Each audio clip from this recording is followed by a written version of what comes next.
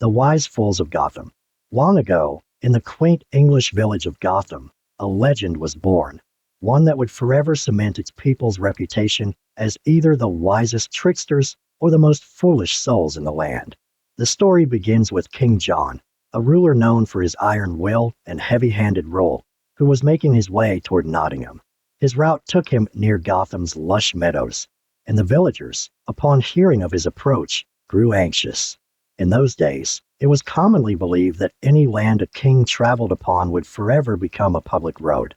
This worried the people of Gotham greatly, for they cherished their meadows and did not want them turned into a thoroughfare for the king's endless processions and soldiers. Not wanting to defy the king outright, such an act could lead to heavy fines or worse. They devised a cunning, if somewhat ridiculous, plan.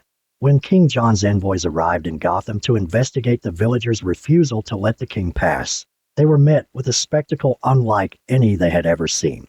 The entire village seemed to be engaged in the most baffling activities. Near the village pond, a group of men stood in knee-deep water, splashing about furiously. As the envoys approached, they overheard snippets of conversation. "Push it under. Keep it down," one man shouted. "We must drown it properly, or it won't work," another added. Curious, one of the king's men stepped forward and inquired, "What exactly are you doing?" One of the villagers, looking up earnestly, explained, "We are trying to drown this eel. The wretched creature keeps slipping through our hands." The envoys exchanged confused glances before moving on. Further down the road, they encountered another strange sight. Several villagers were laboriously dragging wooden carts onto the roof of a large barn. "What madness is this?" asked one of the king's men. A villager, wiping sweat from his brow, answered, "We are protecting our firewood. The sun dries it too quickly down here, so we've decided to keep it in the shade, on top of the barn, where the sun won't reach it."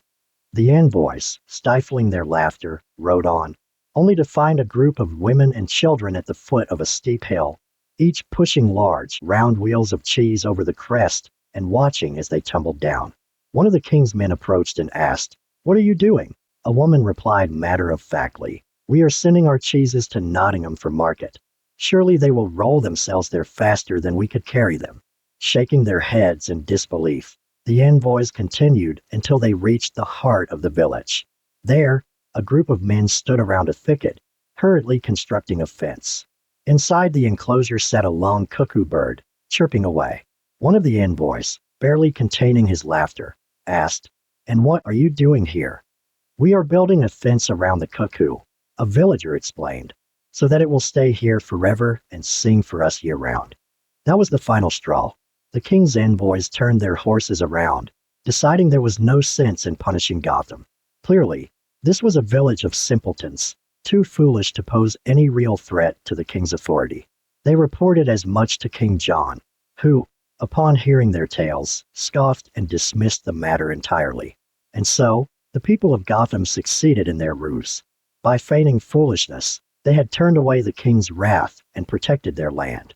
Though the story of their antics spread far and wide, branding them as the Fools of Gotham, the villagers secretly knew that they had outwitted even the most powerful ruler in the land.